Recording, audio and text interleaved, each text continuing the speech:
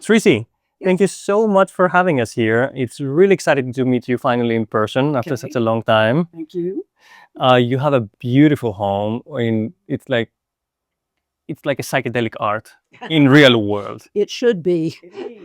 Look at how old I am. Psychedelic. In Yes. every single corner, there's a little bit of history here and a story.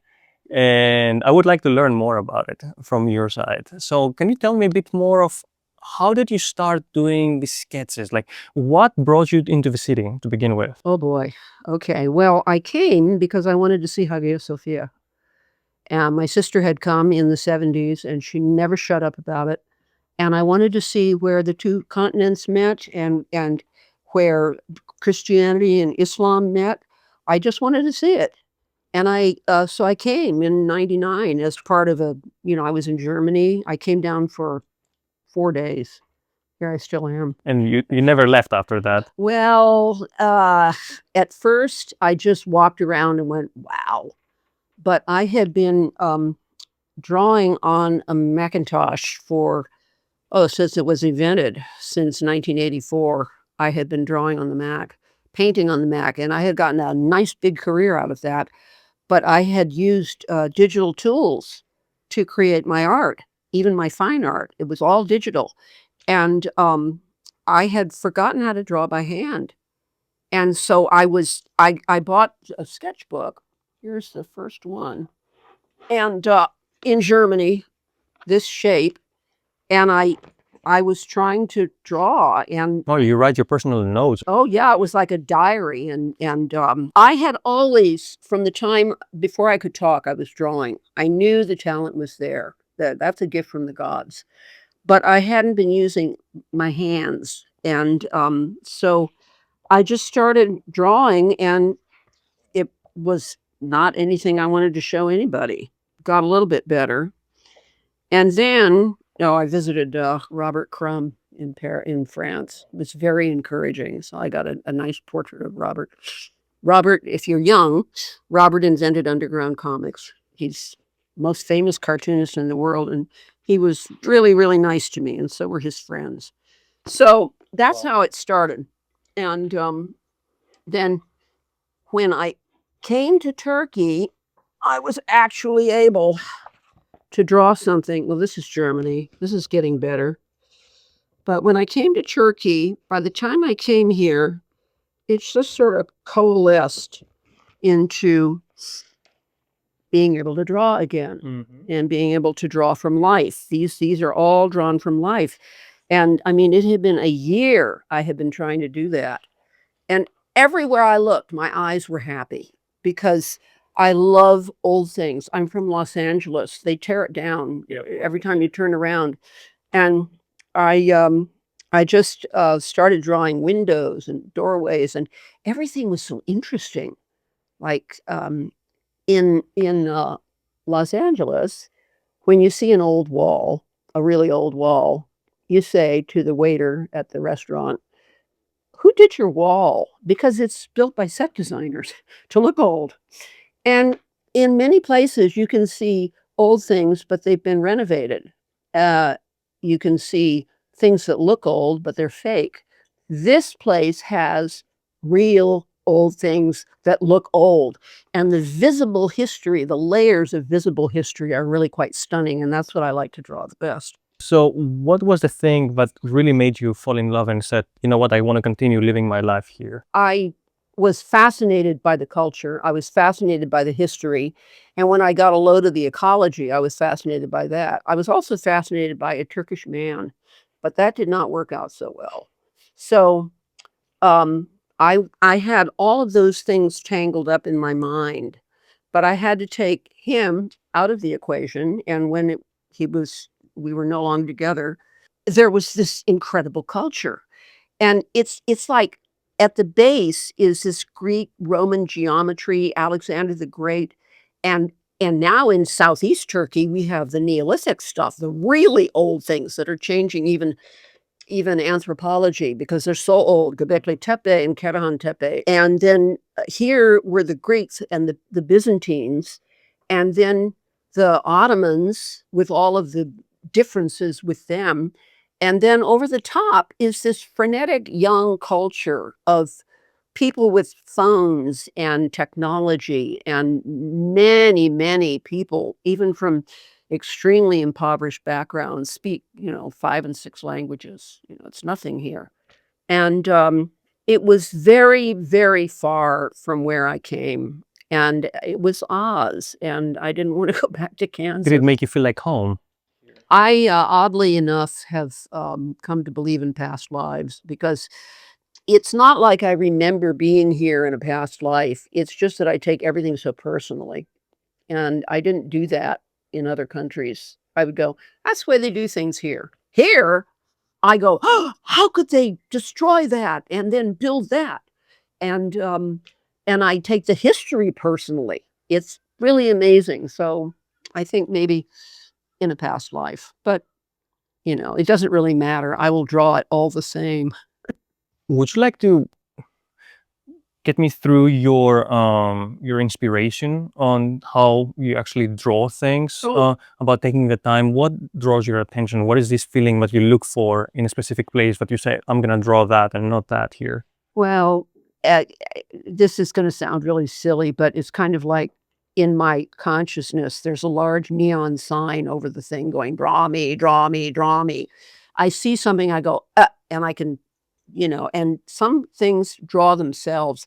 Faces. There are some people I draw. There are other people that I absolutely adore. I've never thought to draw them. Sometimes they'll ask, and of course I'm happy to oblige, but it just doesn't occur to me. I have been commissioned to draw many things, but it's never been a problem. One of my friends sent me to Vaughn. I've been posting about it on TikTok, to draw his mother's village. This book is his book. Yeah, he just sent me there and said, I want you to draw my mother's village, which I did. And I also drew, oh, well, here's a wonderful thing. I was drawing above Adilja. Oh, look. Here are 2 little Kurdish girls in their front yard, and this is an Armenian tombstone. It's also in their front yard.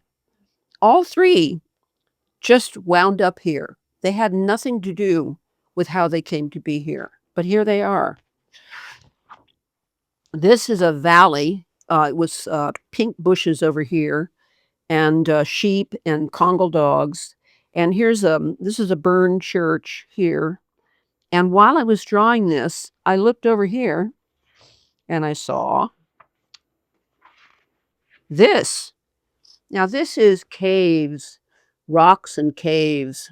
And I'm thinking about the flood. We know there was a flood. We know geologically there was a great flood. And we know it from the legend of Gilgamesh and the legend of Noah. We know it from the Christian Bible. I'm sure it's in every other ancient manuscript. So I'm thinking, wow, they would have crept out of the caves here. And this sand looked like sea foam when the waves washed down. Mm-hmm. And there's the lake in the distance, like a big puddle from the flood. And I'm thinking, this is actually where the flood is supposed to have happened. I mean, Noah is supposed to have fetched up on his ark over there on Mount Ararat. And then my guide, Abdullah, brought me a fossil. This one here? Yeah, that one there. Oh, it's perfect. There it is. This is a stone fossil of a shell. So we know there was a sea here. Yeah, definitely. And very likely the flood. Here, all I see is a lot of details and a lot of things that most people don't notice when they draw something, or when they walk, when they go for everyday life. You actually stop and sit down and you pay attention to details that most people don't do. How would you think a traveler should travel in order to experience this the same way you do? Well, pay attention, put your phone away, take a picture, but put your phone away. Don't walk and look at your phone. When I draw things, it's because I'm really, really looking, and I will always have the east wall of the hippodrome. I'll have it forever. The drawing is a byproduct. It's something I can share with people.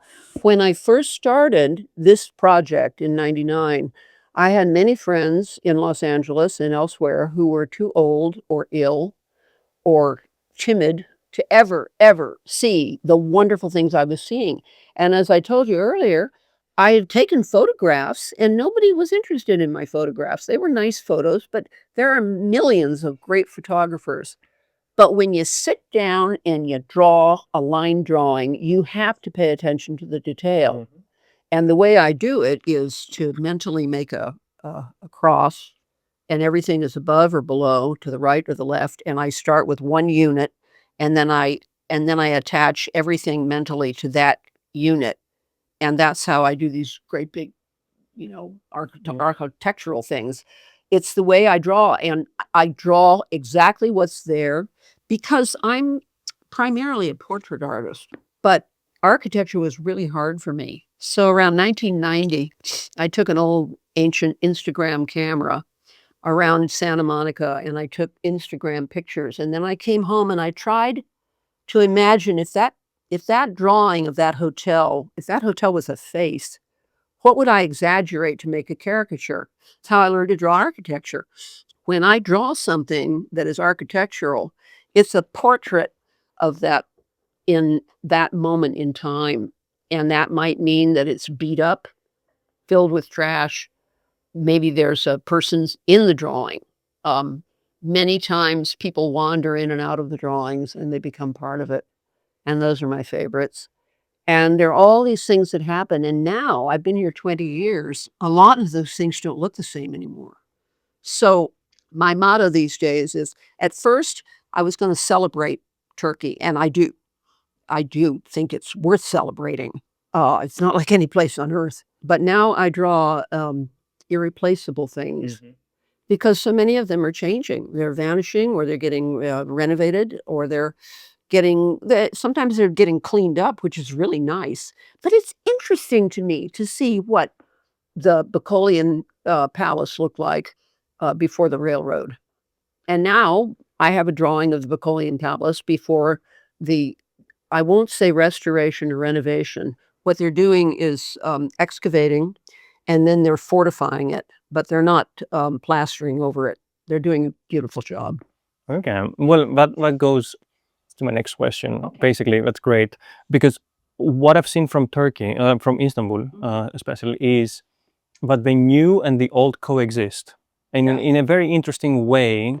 Sometimes chaotic, but it does. You see both worlds at the same time. You see the Byzantine, you see the Ottoman, and you see the modern. How is your perception about it when you actually go into a city, to the city, and you start drawing something, or you discover a corner? Is this an inspiration for you to see the old and the new together? Oh, yes, very much. Here's a fun one. Grand Bazaar doesn't look like this anymore. They repainted it with gray and a tasteful decoration, but this is what it used to look like. He's not in the Grand Bazaar anymore. This is Muhammad Rahimolu Akkamush. That was it. Tribal art. Yeah. These are all incredible. Oh, thank you. Oh, yeah, this is one of the best books. This is a very old working Han, which means it's not glamorous at all. And it's Byzantine at the bottom, and then it changes to Ottoman up top. And Mr. Mehmet was in his warehouse and looked down and saw me drawing his friend, and so he posed for me. We have here a Byzantine folded kind of, the wall looks like it's been folded together. This is Byzantine. This is Byzantine, but up top, it's straight across Ottoman. And then over the top is electrical wiring from the 20th century. And this fellow is the old man who used to take the money for the public lavatory. And his name was Osman, and he's wearing an Adidas cap. This is a portrait of modern Turkey right here. Yeah, absolutely. And this is what I see, like when you go through a drawing, I mean, first of all, you relive the moment that you lived back then. I see that you relive each moment when you're looking through a drawing of yours. But what goes through your head while you're drawing it? Like where you go through the details, but it's not just about the the image itself, but what it represents, what part of culture it represents. And I would like to know more about this. Oh, well, this is how I learned Byzantine history. I was so curious about what I was drawing. What is this lump of masonry doing in the middle of the street outside of Rasta Bazaar? I found out about the Great Palace. And then I would talk to people in the neighborhood. There are clues all over the area if you know where to look. This one, drawing Hospital of Samson, built by Justinian and Theodora. Like, do you leave the history that you know it represents? I learn it while I'm drawing it, yeah. But while you're learning it, can you visualize how it was before while you're Yes. going through Mhm. Ramos? I had a vision the whole time I was drawing this of a woman's foot in a pink satin slipper with embroidery on it.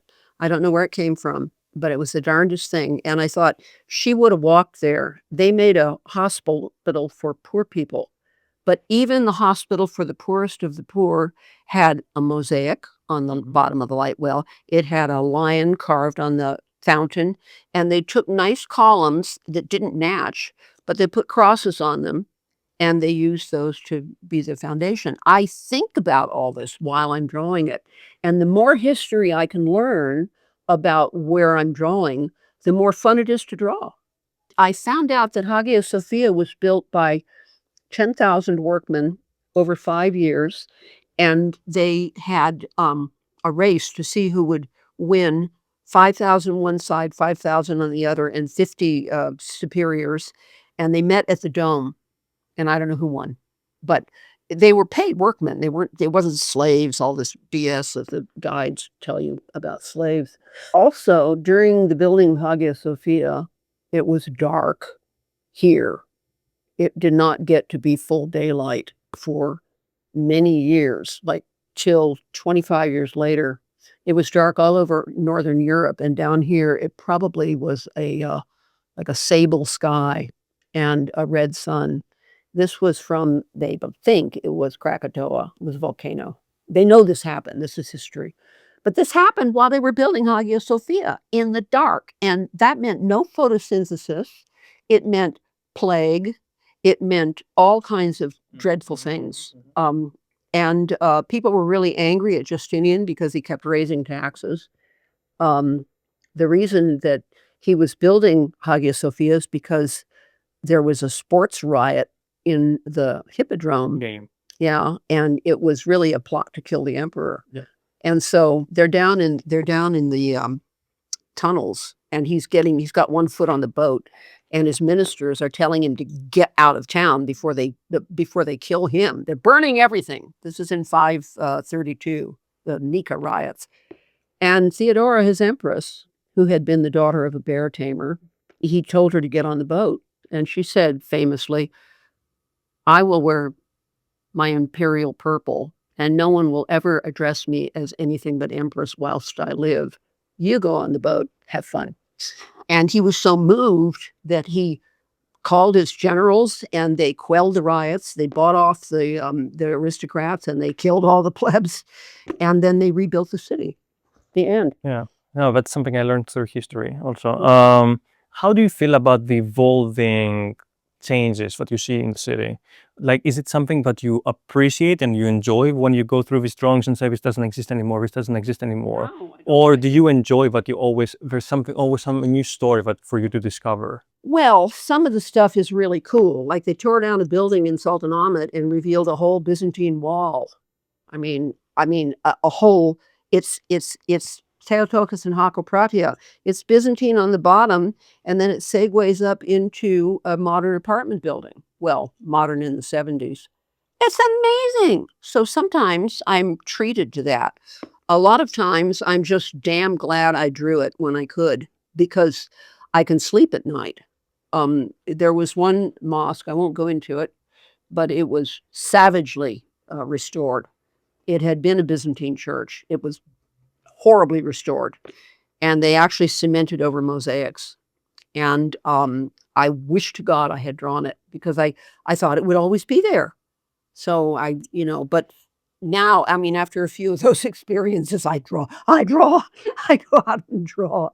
Yeah, because I feel like time is limited on this place on how long something exists. Well, question for you. we've been talking so much about the whole Istanbul as a whole, but you've had very different experiences in different parts. What kind of areas you think that represent different parts of culture? Can you name a few? Oh, sure.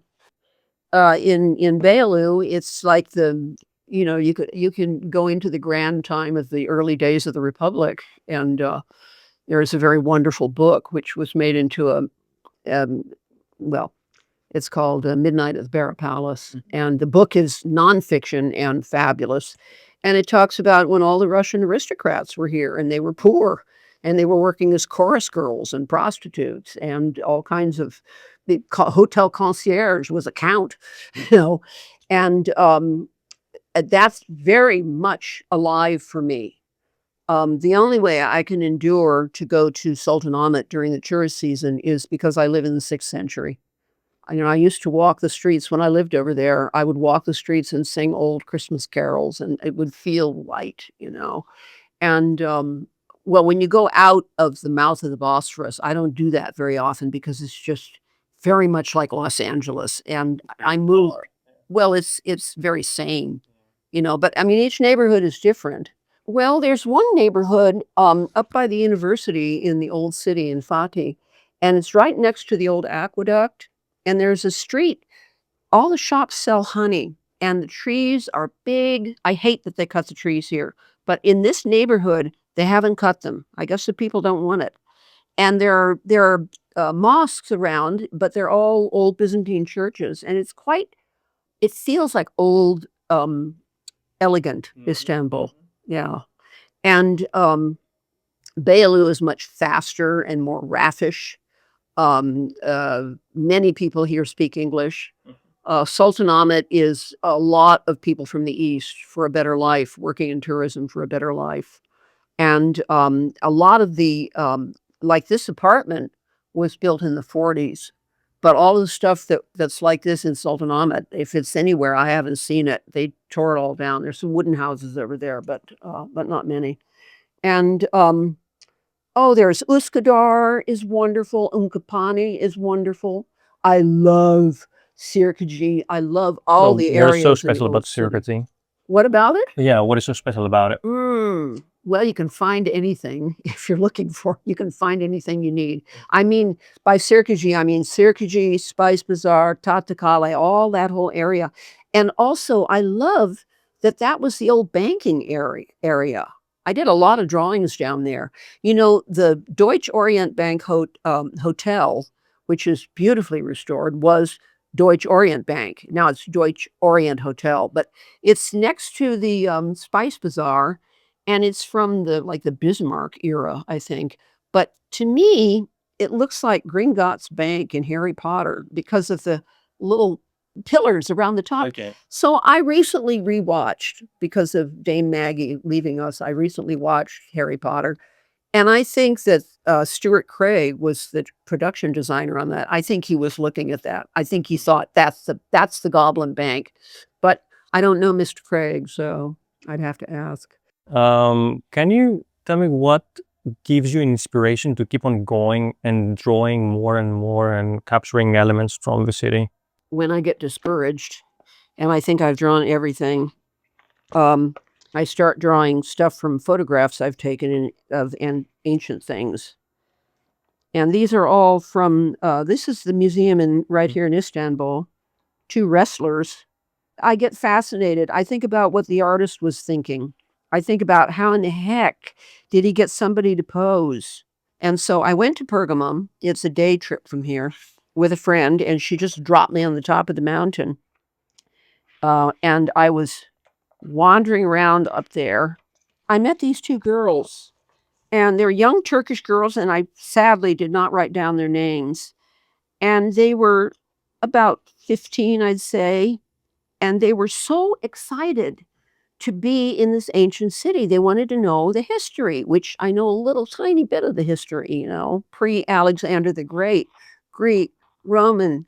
But these girls were down in the theater, which you can see how steep it is. I couldn't get down there. I was down there years ago. So I hear giggling in the stairwell, and I waited, and sure enough, here they came. And I said, how was it down there? And they said, wonderful. Ah, and she may have her phone in her hand, but they weren't taking selfies. They weren't like this. They were really eager and Being in the moment. interested in being in the moment, and also beautiful. I mean, young girls, not dressed fancy, hair blowing in the wind. And they had English, but they were not wealthy girls. And I thought, you know, they're going to stay here. They're not going to be part of the Turkish brain drain. They're going to stay here and they're going to fix the things that need to be fixed. And I'm drawing for them. That's incredible. Also, I asked, may I put your pictures on Instagram? Do you know a 15-year-old girl that wouldn't say, yes, take my picture, here it is? They said, oh, no, no. But they allowed me to do the drawings and to put those up. So here are the beautiful girls from Bergamo. Yeah, and it's about what you said earlier about living in the moment, being in the moment, exploring the city. And I think this example from these two girls shows on how you should approach the subject of traveling when you go to a destination. But when you go, you just have to let yourself go, leave the map behind, go through the small streets, go to the small stores, make your own stories, and just get involved with the locals. You never know their kindness, how far it will take you, and what kind of a unique stories you will have that nobody else will. Oh, this is very true. I mean, people come up all the time, Nea Bjorsen, what are you doing? And usually I hand them my book because my Turkish is so bad. I can't comprehend it very well. I can speak a little bit. I was sitting in St. John's the day after Ramadan ended in 2012. And I was drawing something, and this is in Selçuk. It's the ruined Basilica of St. John's Basilica. And a guard came, and I thought he was going to tell me to move. And instead, he looked at my sketchbook, and he didn't speak any English. I don't speak, you know. He took me by the hand, and he walked me up the hill to the citadel above St. John's. It was closed to the public, but he let me go in and look. And now it's open. You can go in. And I got to see it. And then I got to do a portrait of him and his buddy. Yeah. I remember one time I was in India, North India, in a small city. And there we were explaining more about how the one fortress was built, etc., etc. And we talked to a guard, and he liked us, and he opened for us a door for a place that wasn't open to the public. And inside it was kind of like a hammam, you know, like a steam bath, but everything was covered with small mirrors. So when you would put candles, everything would sparkle, like you're inside at a disco ball. Oh my God. And this is the kind of experience I say, like, let yourself go, talk to the locals. Like, you never know what's coming next. Oh yeah, stay out of it. Don't try and find food from yourself. Once in a while I get visitors that they want to know exactly what they're going to see and exactly how long it's going to take. And You can't. not in Turkey. Everything changes here all the time.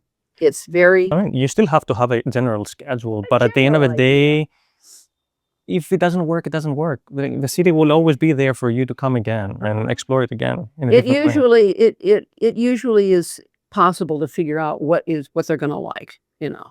And I took people to Büyük Valadahan for years, and now it's being restored, not restored, but reoccupied. It was empty. It was like a ghost Han. I called it the picture of Dorian Gray Han because it looked its age, whereas the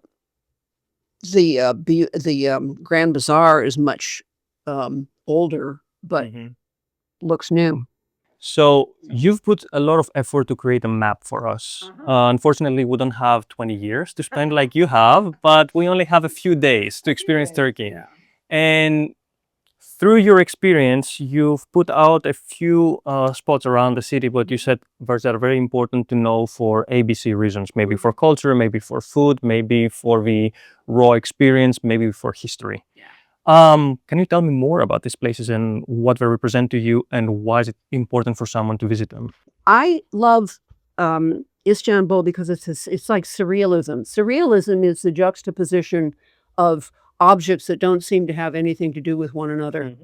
And people in other places try and create this look like, oh, we'll make a quaint village like they have in Spain or France. It's real here. It's not kitsch. It's not fake, and it's not pretending to be anything other than what it is. These are old workplaces, and look how old they are. You can see how old they are.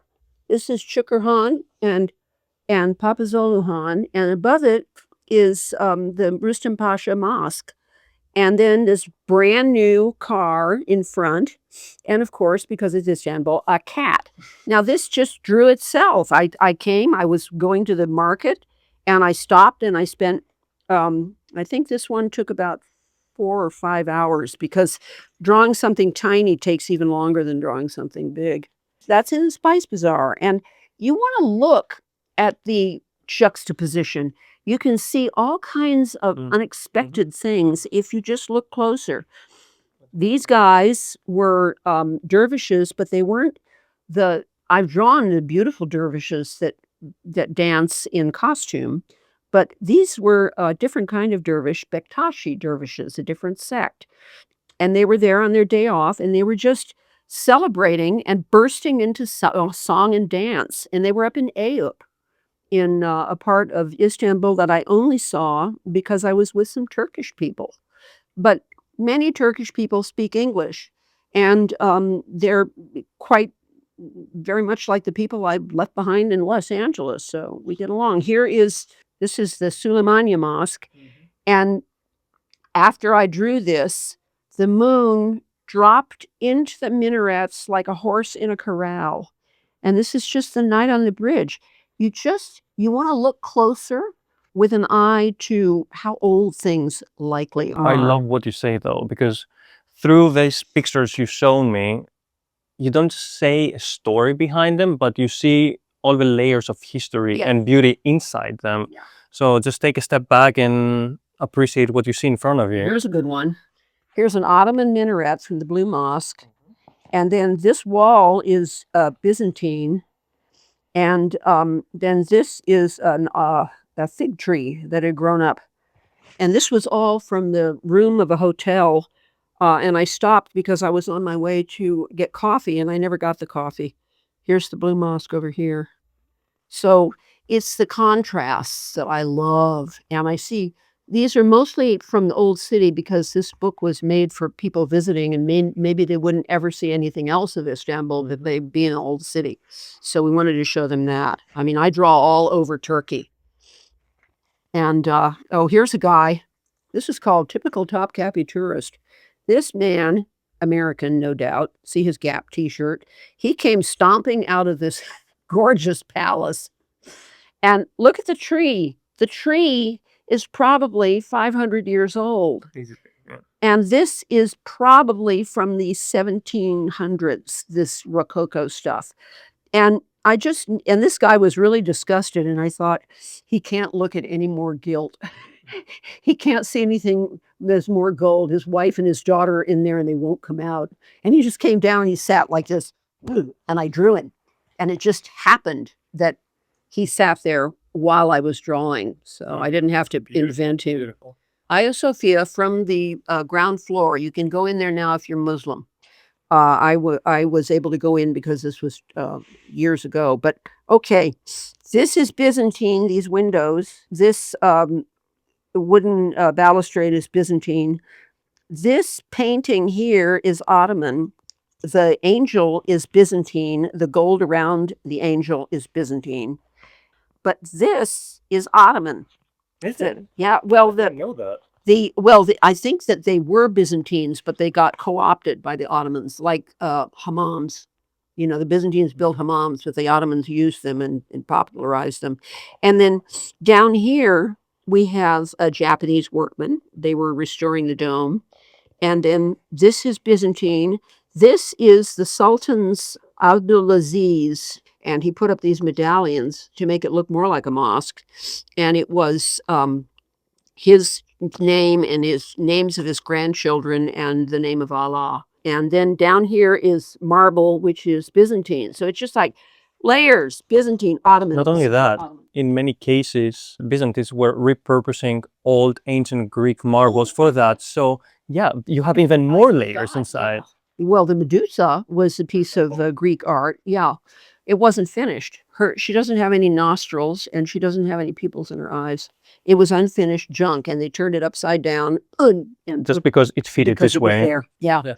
Yeah, you're one of the few people that knows that. Well, yeah, we did a lot of Byzantine history in school. Here's the wall of the Hippodrome. This has been holding up the Sultanate and everything on it for about 1,700 years. Looks like elephants could have gone through those arches when they were open, but there were houses built on it. And I find that enchanting. That's, I drew it for the age, but also you can see where there was a house there. There's the bathroom. Here's the sink. And then here's the plaster, and there were lives lived here, So, and the school up top, modern school up top. So again, there's so many details in each part.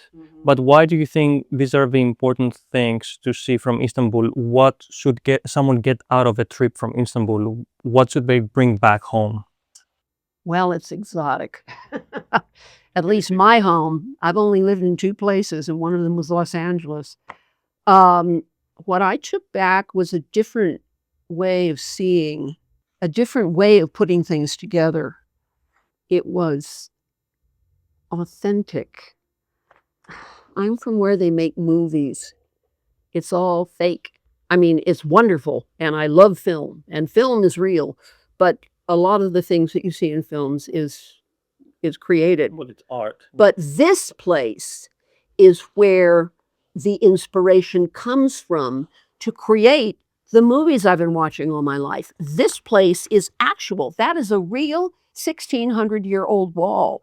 That is where that piece of history happened. He rode through the gate there and over there. This is where it all came from. And so when I see bad restoration and things being torn down here in Turkey, it's like watching cheap chrome poured over solid gold. This place is solid gold. There isn't a place like it on earth. Just like with Game of Thrones, many people say, "Oh, Game of Thrones is great," but I say this was exactly Byzantine Empire, the whole, except from the dragons and the magic, unfortunately. Yeah. But besides that, it's exactly the same. He said it was English history, but it's not. It's like anybody could be emperor, and the whole story of the sultans is like, whoa, that is right. We won't even get into that. But yeah, it's where. It's a genesis place. It's a starting point. It's also where everything is in opposites. And this is also fascinating. Christian, Muslim, ancient, modern. I used for the cover on this, I used Hagia Sophia, 1,500-year-old church, which is now a mosque, and fighter jets. Okay, so you see all layers of history. So you see all the layers. And yeah, it's where everything is exaggerated here. I mean, and people have exaggerated emotions. Turkish people are very expressive. That's the word. Evocative and expressive. Very tactile. In America now, I love America. I am an American. I always will be. But you don't touch people as much in America anymore for many reasons. But in Turkey, it's like you see little boys going down the street, 10-year-olds with their arms around each other. Yeah. And you see fathers holding hands with their sons. And I've seen this in other countries, but I love seeing it. And I see it a lot in Turkey. I saw it in Greece, too. Yeah. But Greek and Turkey is, It's the same, I would say, in my opinion. But that's what I also love here. Like when I arrived here yesterday, since then, I haven't felt like we're in a foreign country. Everything feels familiar, different but familiar, like I've been here before. And I love how expressive people are here. Yeah. Because you really see, walking through the small streets, you really get a true feeling of what Turkey represents, especially Istanbul culture represents. And it might be overwhelming, but it is the reality that Istanbul was always the center between East and West. So many civilizations came to be and sometimes coexist, some might not, but they all have been here. This was the center of the world, next to where they've cleaned the the well of the cistern is the pitiful remains of the center of the world, where all the roads came. All roads came to Rome. Well, this was Rome. They called themselves Eastern Romans. Byzantine is an art history term. But, here's the Medusa we were talking about. There are two of them, and this one's on her side. She has pupils in her eyes and nostrils. But I will bet a Byzantine brick that this side that is under the water is all bashed in and ruined. And this is an unfinished, they left room for an inscription, but they never used it. Where did it wind up? This is a Byzantine water closet, for God's sake. Where I come from, a water closet is like, peeling linoleum and maybe a cockroach. This was a winter day. I had always wanted to draw this. It's next to the Spice Bazaar. It's the Deutsche Orient Bank. And when I drew it, it had been burned in 1911, and it was 2011. Now it's a beautiful hotel called Deutsche Orient Hotel. But I think it's Gringotts. I think the production designer, Stuart Craig, for Harry Potter may have seen this and created the Gringotts Bank, which has pillars all the way down. But the monuments are so overwhelming that when I take people around, I tell them stories about the empresses because it makes it much more interesting. And that's one reason I did learn the history, because I wanted to know, So, out of all of this, what does Istanbul represent to you through your eyes? My home. It's my home. It's a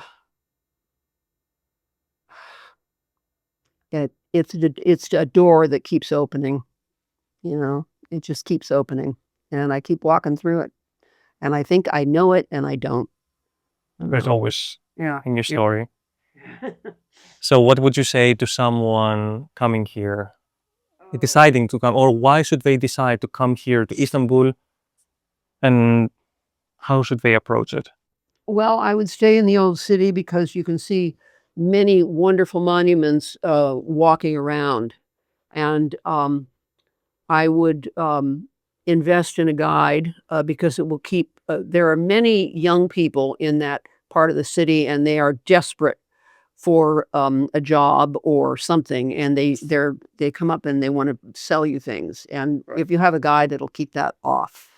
And I would stay in a hotel. I would never, ever stay in an Airbnb. Airbnb is really destructive here, and it has been there. It's the reason I had to move from the old city. There weren't any apartments left that were affordable. But in a hotel, you can have maid service. You can have someone at the counter that usually speaks English or your language, whatever it might be, and they will help you and recommend one thing and another. I would be where I can do the most walking. I don't want to take, a lot of people want to stay at a swanky hotel that's way far from everything they're going to want to see. So I send people to small hotels in Sultanahmet. I have a couple that I recommend. Like when I think of Istanbul, for me, it's like a lady, an eternal lady that has had different layers of makeup, different hairstyles, different dresses throughout history. Yeah. And it keeps on evolving. And for me, it's I've learned it through books, I've learned it through movies, and now finally it's my chance to experience it through my eyes, through the stories you say, through the stories everybody says. It's a feeling, it is a feeling. I've said it before, it sounds cheesy anymore, but it is truly a feeling, but you really have to experience on your own to understand what Istanbul represents and make your own stories through your own book. Well, the spirit of Constantinople was always represented by a bronze woman sitting like this. I've seen her in many museums, and she's a great lady, and she's sitting there, in all of these voluminous clothing. Now, the modern Istanbul, look at the Ataturk. Ataturk is on every piece of money all over. There's a reason for that, because he brought Istanbul, well, he brought it into the 20th century. And he loved innovation, he loved modernity, and he loved women. He abolished purdah and polygamy, and Also women to go to school. and allowed women to go to school.